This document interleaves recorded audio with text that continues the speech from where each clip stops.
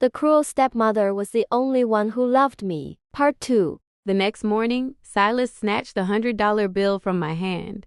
He licked a lollipop, gloating. Grandmother says you're a useless parasite who doesn't deserve candy. That was the first time I ever fought back. He ran inside crying, and before long, Grandmother Vance stormed out with a broom, screaming, "You worthless troublemaker. You just got here and you're already making my grandson cry. Your mother was right to dump you. Let's see if I can't beat some sense into you." She swung the broom relentlessly. I didn't dare run. I just stood there taking the blows. Silas stood by, clapping and laughing. "Are you stupid? Just standing there to be hit." Suddenly, a familiar voice rang out from behind. I turned my head. It was Beatrix. Tears instantly flooded my eyes. "Where did she hit you?" "Let me see where it hurts." Seeing me cry, she panicked and pulled me into a tight embrace, anxiously checking me over. It hurts so much." I sobbed louder, gripping her hand. "Ma, why are you hitting the child?" Beatrix supported her pregnant belly and pulled me behind her back, her gaze cold as a knife. "The girl is a parasite. I'll hit her whenever I please." Grandmother Vance spat on the ground. "Ma, I think you've gone senile. Calling a girl a parasite, doesn't that make you one too? We're both women, yet you open your mouth only to disparage women. When you gave birth, you must have pushed your brain out along with the baby." Grandmother Vance was livid, pointing a finger at her face. "You, who do you think you are to talk back to me?" Beatrix smirked coldly, her aura powerful despite her heavy belly.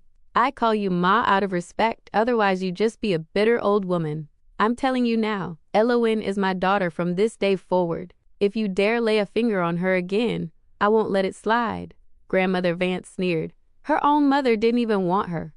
Who are you to call yourself her mother?" Beatrix stepped forward, snatched the lollipop from Silas's hand, and threw it into the dirt. "This brat? He's crying?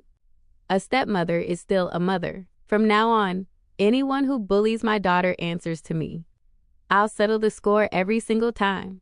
Silas cowered, snot and tears smearing his face. Grandmother Vance stomped her feet in rage, shouting at my father, "Are you just gonna let your wife bully me? I wasted my life raising you." My father held up his hands, looking utterly helpless. I listened to my wife. Grandmother's lips trembled. "You got married and forgot your own mother?" Beatrix looked at her with a faint smile. "A mother like you is best forgotten as soon as possible." On the way back, Beatrix scolded my father the entire trip. I saw red finger marks etched on his face. He remained silent, not daring to utter a word. Beatrix threatened that if he ever took me away in secret again, she would divorce him. My father kept insisting it was my fault. Beatrix turned a cold face toward him. "Why are you telling me? You should be apologizing to her." After being hit a few more times, my father hung his head and muttered, "I'm sorry." Only then did Beatrix smile, taking my hand. "Can you forgive him, Elowen?" I nodded. I knew he was just afraid no one would watch me, which is why he sent me to the countryside. I found out later that Beatrix had sent my father to the hospital to talk so she wouldn't be bored, but he had snuck off. When she heard I'd been sent away, she checked herself out immediately to come get me. My father had been handled by her several times on the road. That night, Beatrix's water broke, and she was rushed to the hospital. Before entering the delivery room, she held my hand and told me to be good and wait for her. She gave birth to a baby boy, Caleb, a rosy little thing who slept peacefully in her arms. She told me to touch him, but as I reached out, she remembered and told me to wash my hands first. Leaving the restroom, I unexpectedly ran into Meredith. She gently rubbed her own pregnant belly, blocking my path. "Elowen, where are you going? You see your mother and don't even say hello?" I stopped, looking at her with the eyes of a stranger. "I heard your stepmother gave you a brother? Well, your time is up. Now that she has her own, who's going to care about you? Are you finished?" "If so, I'm leaving," I replied flatly. She scowled. "You little brat. I wasted so much food raising you, and now you dare talk back?" She reached out to pinch my ear, but I dodged. "You dare avoid me? Did that woman poison your mind against me?" I looked at her, suddenly furious. "Don't you dare insult Beatrix. She is a good person. She's nothing like what you said. She raised her hand to slap me, but I spun around and ran. That woman only kept you for a few days, and you're already taking her side. I'm your mother. You're ungrateful, just like your father. I ran faster, her voice fading into the distance. Is a ghost chasing you? Why so fast? Beatrix laughed, wiping the sweat from my brow with a towel. My father gestured for us to lower our voices so we wouldn't wake the baby. They looked at him with eyes full of love. I suddenly felt like my old name, Van Du, the surplus, was accurate. I quietly stepped outside to give them space. Beatrix was discharged soon after. On the day of Caleb's 1-month celebration, the house was packed with guests. I hid in a corner, watching them hold him and praise his bright future. I wondered if people had held me like that when I was his age. What are you thinking about? A gentle hand rested on my shoulder. I turned to see Beatrix's warm eyes. I rubbed my eyes. Nothing. Let me guess. Are you thinking that because I have a son, I won't need you anymore? Having been found out, my face flushed. Honestly, when I saw the baby, a dark thought had crossed my mind. I wish he would disappear. No, I mumbled. Oh, come here and let me hold you. She opened her arms and pulled me into a warm embrace. Don't worry, Elowen. I'm not leaving you. I'm waiting for you to grow up and make enough money to take care of me. My nose tingled, and tears threatened to fall. Elowen, do you want to go to school? School? I was stunned. I had never dared to dream of it. School gives you knowledge, and knowledge helps you earn money. I nodded vigorously. I want to go. I'll buy you a house and a car one day so you can live in luxury. Beatrix smiled kindly and patted my head. You have to work hard then. At 7, I started primary school. Every morning, Beatrix took me on her electric scooter, and in the afternoon, she'd bring Caleb to pick me up. By then, he was a toddler. Every time he saw me, he'd flash his 2 little teeth and run toward me. Neighbors praised Beatrix for being blessed with both a son and a daughter. She just smiled without explaining. My father grew kinder to me too, mostly because Beatrix forced him. She'd scold him. Are you even her father? The girl is closer to me than anyone. He just chuckled. That's because my wife is as beautiful as she is kind. Occasionally, Beatrix's relatives suggested she send me away. At first, she declined politely, but eventually, she lost her temper. She's my daughter. You're telling me to abandon her. What do you take me for? Even animals wouldn't do that. I'm raising her. She is my daughter. Who dares bring this up again? Somehow, word reached Meredith. She called me, her voice sickeningly sweet. Elowen, don't listen to your stepmother's nonsense. She doesn't mean it. Watch out. She has no good intentions. I'm the one who loves you most. I looked at Beatrix's silhouette as she busied herself in the kitchen and decisively hung up. I knew exactly who was good and who was bad. By middle school, my father opened a restaurant with a partner. Beatrix helped out, and our finances improved. At the end of the year, we went to see a new 3-bedroom apartment. Beatrix held my hand and asked how I wanted my room decorated. I chose pale yellow. I had my own room for the first time in my life. She even bought me a new phone, telling me not to tell Caleb. It was my birthday present. My eyes stung. She was the only one who remembered my birthday. During summer break, I was at the mall with Beatrix when we ran into Meredith. Her belly was large again, and she was leading a boy about Caleb's age. Seeing me, she gave an embarrassed smile. Elowen, it's been a long time. You've grown so much. I pursed my lips, looking at her faded clothes, saying nothing. In my head, I heard her voice from years ago. Kill her and be done with it. She pulled the boy toward me. Julian, say hello to your sister. The boy looked at me like a stranger and turned away. I don't have a sister. She is your sister. Caleb frowned, stepping in front of me and shouting. Beatrix pulled Caleb back, so Meredith and I were face to face. Meredith looked at me several times, wanting to speak but hesitating, finally asking if I was doing well. I nodded. I'm doing very well. Before I left, she caught my hand. Elowen, come visit when you're free. I'll cook that spicy shrimp you like. I pulled my hand away, my voice cold. I'm allergic to shrimp. Didn't you know? The smile on her face froze. She started to say something, but I ran toward the person who truly mattered to me. Later, Meredith called to say she had given birth to another boy and asked if I could help watch him during the holidays. Beatrix snatched the phone and scolded her directly. "If you can't raise them, don't have them. And don't you dare ask my daughter to help your husband. Have some shame. I'm telling you, don't even think about it." Then she turned to warn me, "If you dare go, I'll break your legs." I smiled and nodded. I never had any intention of going.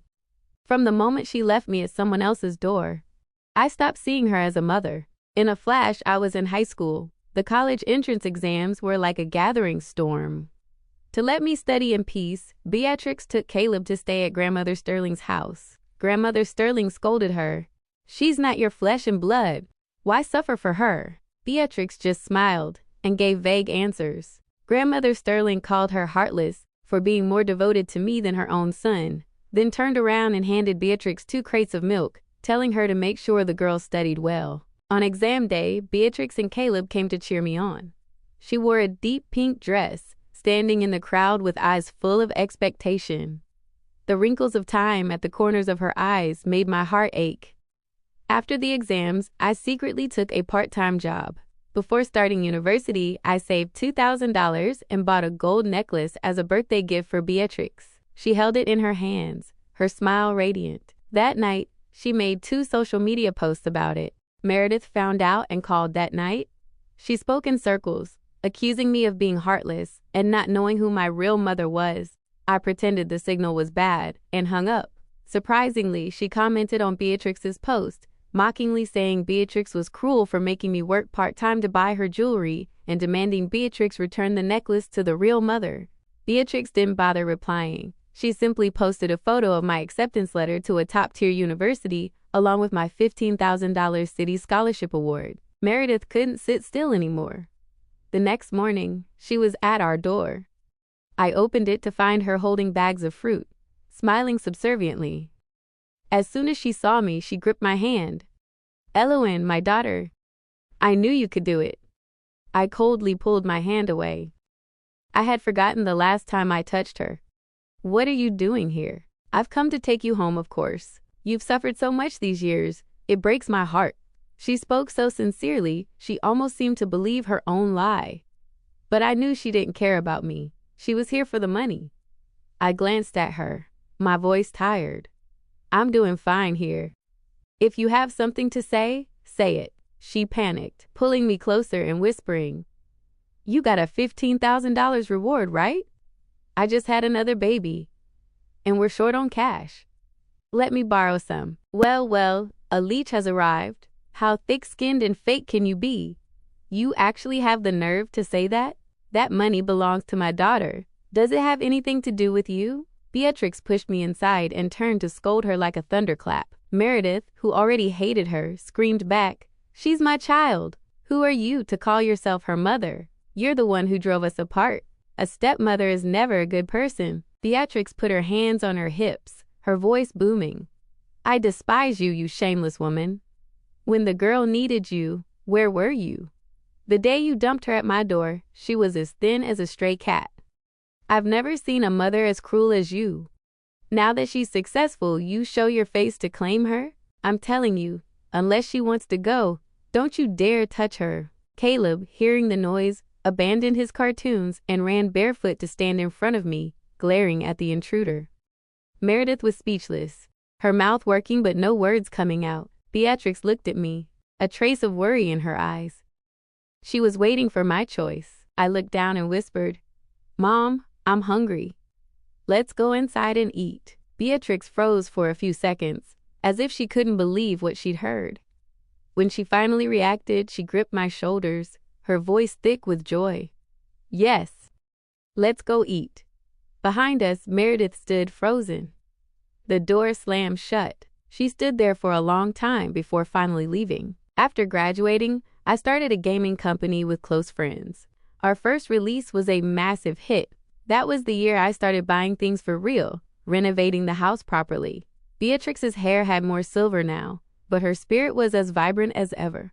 I bought her a villa and several properties to rent out, so she'd never have to worry again. Meredith heard the news and tried to cause trouble a few times, but I didn't open the door. Somehow, she got my new number and called or texted every day, crying and begging to meet. Apparently, both her sons turned out to be deadbeats.